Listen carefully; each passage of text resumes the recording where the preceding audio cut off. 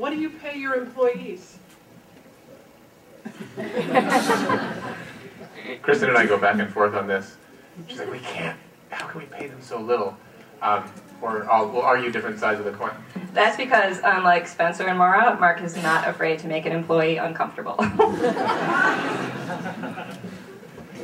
And I think we've been blessed in many ways along the way, and one of them is the quality of people that we've been able to attract.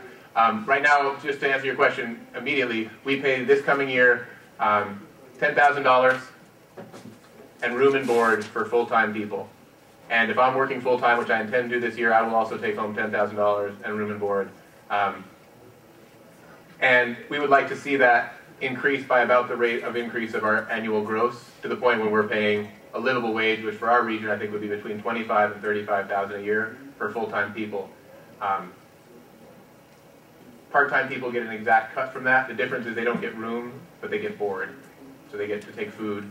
And then we just started this year on a very sort of, at the end of the year, while we had a little cash in the bank, we offered some bonuses, and I think this coming year we're going to offer more targeted bonuses. Sam and Matt worked for double this year. All of us worked really hard because we lost an employee midway through the season, and we were understaffed for our scale. This coming year might be different. We're having more people on payroll. And our long-term hiring, we're going to have people like Matt and Sam who might be around for 1 to 5 years. We'll get paid that. I think we'll have full-time people that live locally that don't get the room stipend but get more of a livable wage. And I think eventually we'd also like to work with migrant populations as the long-term.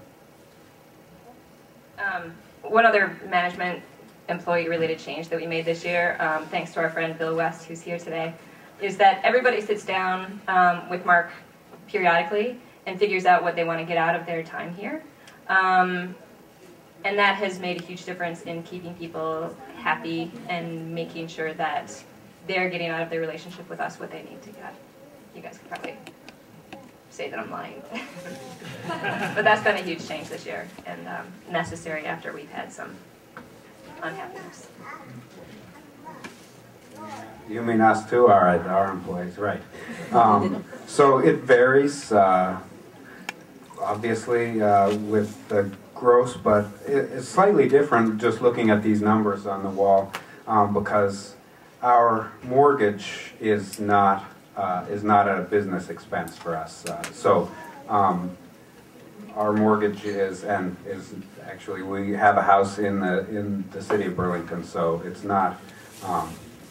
It's more than that. So we have to pay ourselves a little bit more. I would say no matter what the gross in the past 3 years, our total necessary expenses are around $20,000. So let's say that in the last year and the year before, we took home well, we could have taken home a profit of, let's say, $70,000,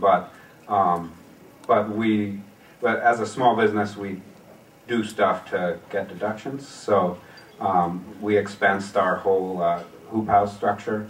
Our trips to Italy are business trips. So we do little things like that. So we don't calculate a per hour thing, but we do set the goals as to what we need to live. I will say that I work at the Community College of Vermont. I teach 3 classes, spring and fall semester, which started off as a supplemental business, but we now make the bulk of our income from the farm. So I do work outside as something to do, and that adds a little bit to the winter income as well. So I don't know exactly. When someone worked for us, we paid her $8.50 an hour.